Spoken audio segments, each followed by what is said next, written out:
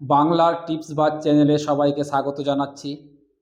আজকে আলোচনা করব জ ফলার ব্যবহার নিয়ে।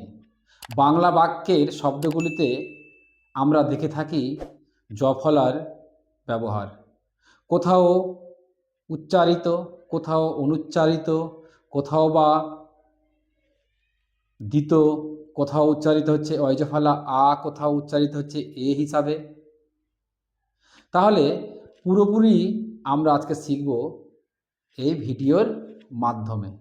আমি প্রথমেই এই জ ফলার 5টা শাখা বের করেছি। প্রথমে লিখেছি দিত, অর্থাৎ জ ফলা যুক্ত ব্যঞ্জনটার দিত হবে।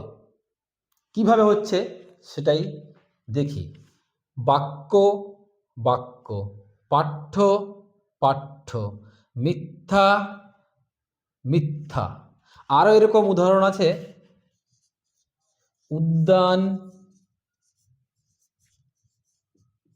উদ্যান, উদ্যম উদ্যম।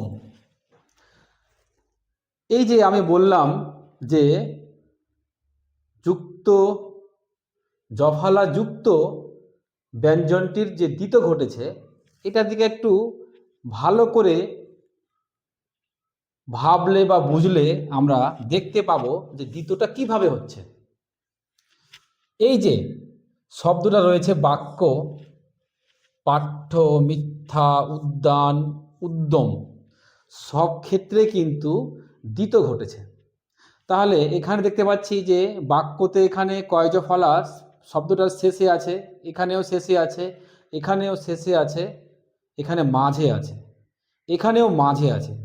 তার মানে আমরা যা বুঝলাম যে জফলা যদি কোনো শব্দের শেষে বা মাঝে থাকে, তাহলে সেই জফলা যুক্ত ব্যঞ্জনটির দিত ঘটবে উচ্চারণ করার সময়।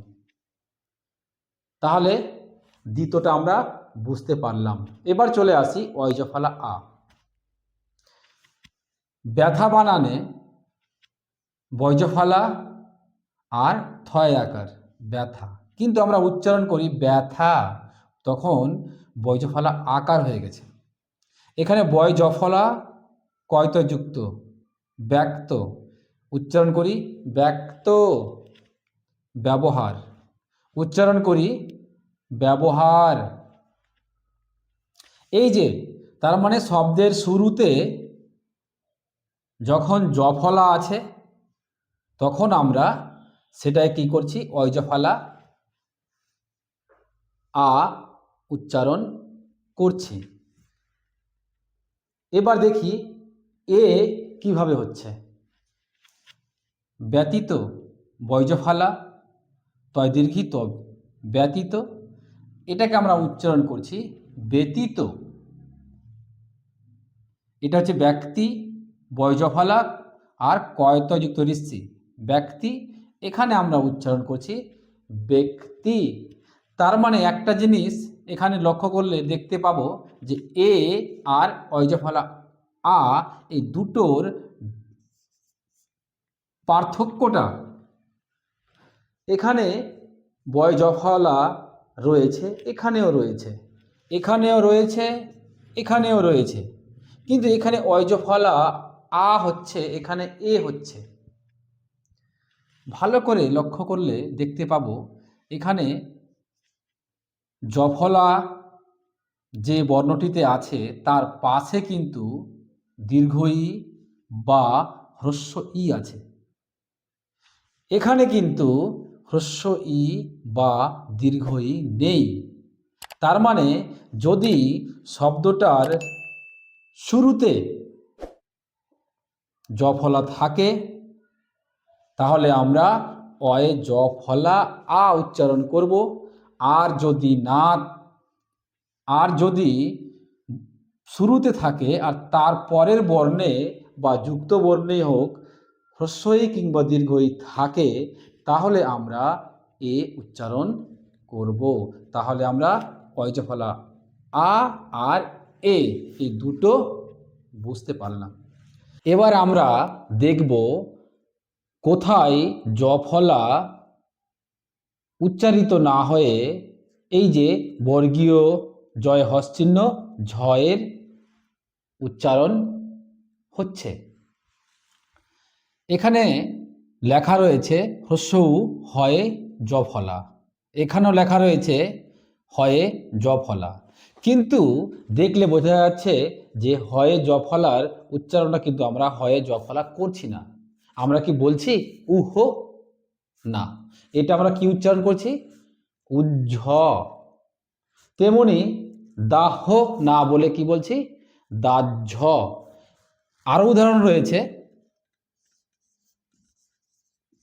গ্রাহ্য কিন্তু বলছি না, বলছি কি গ্রাহ্য।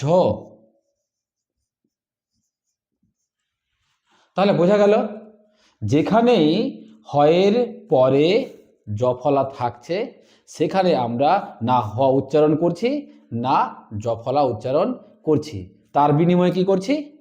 বর্গীয় জয়ে হস্চিহ্ন ঝ। সবশেষে জ ফলা কোথায় অনুচ্চারিত থাকছে সেটা দেখে দেওয়া যাক।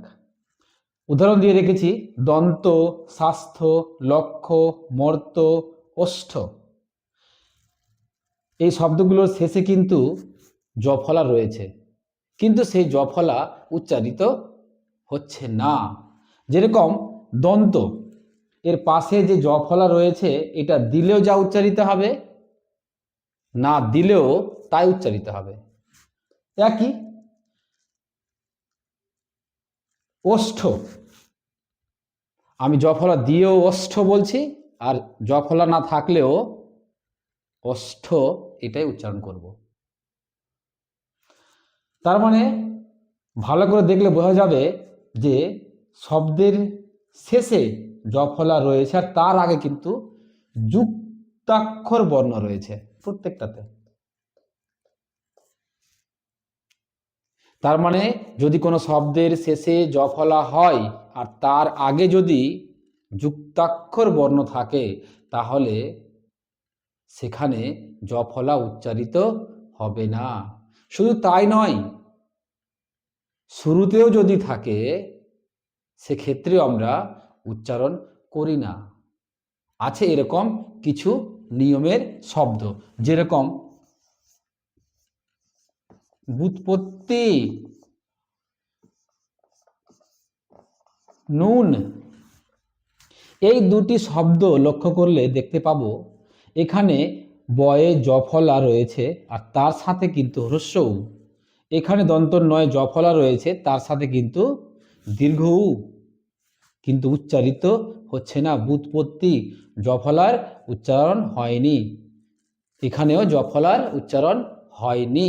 কারণটা হলো যে যদি শুরুতেই থাকুক আর মাঝেই থাকুক না কেন, জ ফলা হ্রস্ব উ বা দীর্ঘ উ যদি হয় সেক্ষেত্রেও কিন্তু জ ফলা উচ্চারিত হবে না। তাহলে আমরা আজকে শিখলাম বাংলা বাক্যে বা বাংলা শব্দে জ ফলা কিভাবে নিজের উচ্চারিত রূপ নিয়ে থাকে। আজকে তাহলে এখানেই শেষ করছি।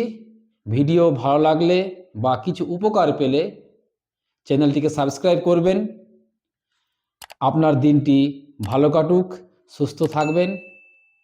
ধন্যবাদ।